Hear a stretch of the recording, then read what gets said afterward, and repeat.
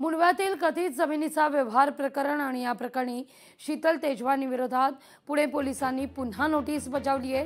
पुणे पोलिसांच्या चौकशीला वारंवार गैरहजर राहिल्यानं ही नोटीस बजावण्यात येते।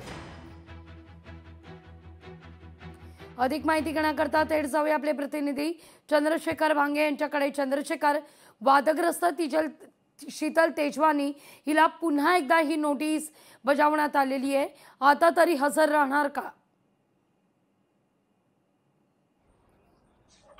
लागवी आपण पाहिलं की शीतल तेजवानी हिच्या विरोधात जो गुन्हा दाखल आहे त्या गुन्ह्याच्या चौकशी संदर्भात पुणे आर्थिक गुन्हे शाखा तिला वारंवार चौकशीसाठी बोलवत आहे।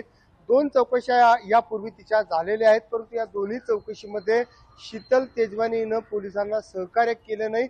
तिला अपेक्षेप्रमाणे जितके कागदपत्र आहेत तितकेच कागदपत्र शीतल तेजवानी हिनं पोलिसांना दाखवलेले आहेत, परंतु पोलीस या सगळ्या चौकशी दरम्यान महत्वाची कागदपत्र शीतलकडे चौकशीसाठी मागत असताना शीतल ही सगळी कागदपत्र देत नाही।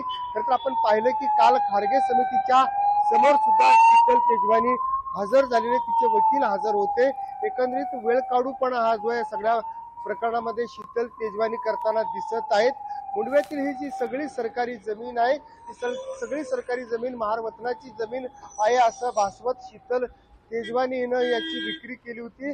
उपमुख्यमंत्री अजित पवार यांचे चिरंजीव पार्थ पवार यांच्या संदर्भातला सगळा विषय आहे आणि या विषयामध्ये शीतल तेजवानी जी आहे ती मुख्य आरोपी आहे। या सगळ्या प्रकरणामध्ये तहसीलदार येवले याची चौकशी झालेली आहे। महारवतनांचे जे काही वारसदार आहेत त्यांचे सुद्धा जाब जबाब झालेले आहेत, परंतु महत्वाचा जो विषय येतो तो शीतल तेजवानी हिचा। शीतल तेजवानी या सगळ्या गुन्ह्यामध्ये सहकार्य करत नसल्याचं पोलिसांनी सांगितलेलं आहे। लागवी निश्चित धन्यवाद चंद्रशेखर, तुम्ही दिलेल्या एकूणच लोकशाही मराठी ऐका, पहा, जागरूक रहा।